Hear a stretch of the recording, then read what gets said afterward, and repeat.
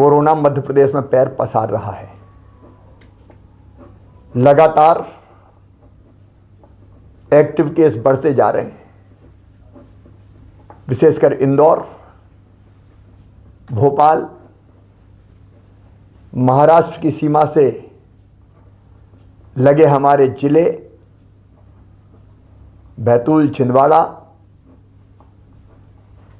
डिंडोरी में भी positive cases की संख्या बढ़ी है। पिछले सप्ताह तक पॉजिटिव केस की संख्या घट के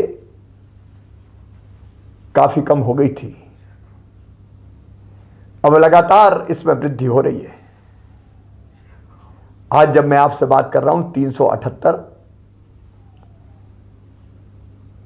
पॉजिटिव केस कल की तारीख में आए हैं। मेरी आपसे प्रार्थना है, कोरोना संक्रमण बढ़कर विकराल रूप धारण करे, इसके पहले ही उसको फैलने से रोकना होगा। हम असावधान रहे तो एक बड़े संकट को निमंत्रण देंगे। आप जानते हैं मेरे बहनों और भाइयों, अगर परिस्थितियां बिगड़ती है तो लॉकडाउन जैसे सख्त कदम उठाने पड़ते हैं और लॉकडाउन से हमारी अर्थव्यवस्था चौपट हो जाती है। गरीब की रोजी रोटी चलना मुश्किल हो जाती है। हम नहीं चाहते कि लॉकडाउन की नौबत आए और इसलिए आपसे विनम्र प्रार्थना कर रहा हूं, सावधानी में ही सुरक्षा है।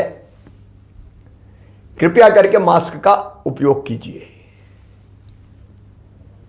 मास्क बचाव का सबसे प्रभावी हथियार है हमारे पास। भीड़ भाड़ से बचिए। अलग अलग क्राइसिस मैनेजमेंट ग्रुप ने जिलों के अपने यहां कुछ गाइडलाइन तय की है, विधि निषेध बनाए। कृपया करके उनका पालन कीजिए। हमने प्रभावित जिलों में जहां क्राइसिस मैनेजमेंट ग्रुप ने यह फैसला किया है कि बड़े मेलों का आयोजन नहीं होगा, वहां ऐसे बड़े मेलों का आयोजन निरस्त किया है। कुछ जिलों में इंदौर जैसे शादी और विवाह की संख्या को भी हाल की क्षमता से आधी किया है। अलग अलग जिलों की परिस्थिति के हिसाब से जिलों ने ही फैसले किए हैं। मेरी आपसे अपील है, उन फैसलों का सम्मान करें। अभी हम नाइट कर्फ्यू नहीं लगा रहे, लेकिन परिस्थिति अगर बिगड़ी तो फिर हमको उस दिशा में भी जाना होगा।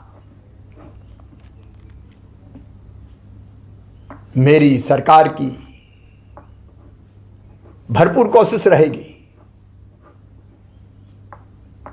कि हम इस संक्रमण को किसी भी कीमत पर फिर से न फैलने दें, लेकिन खतरे की घंटी बज रही है। आपके सहयोग के बिना संक्रमण रोकना संभव नहीं है। महाराष्ट्र में जिस ढंग से फैला हुआ है, हमारे बॉर्डर के डिस्ट्रिक्ट,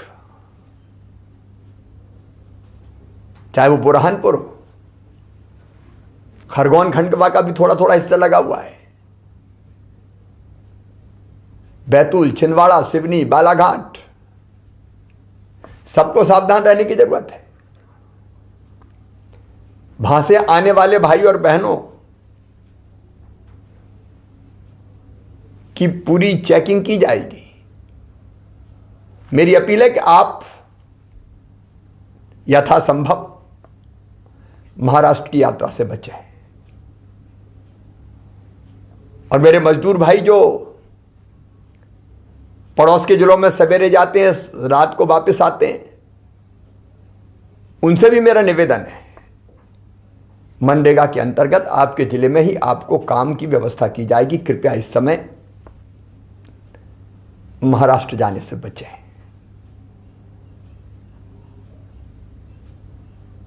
मैं फिर एक बार कोरोना के संक्रमण को रोकने के लिए आपसे सहयोग की अपील करता हूं।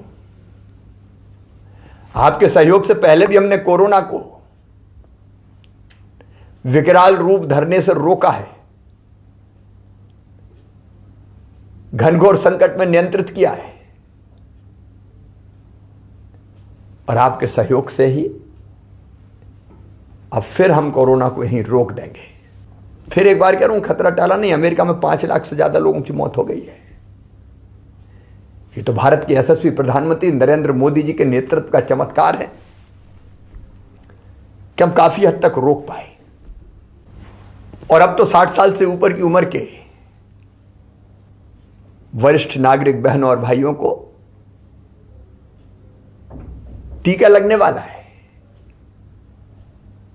45 साल से ज्यादा उम्र के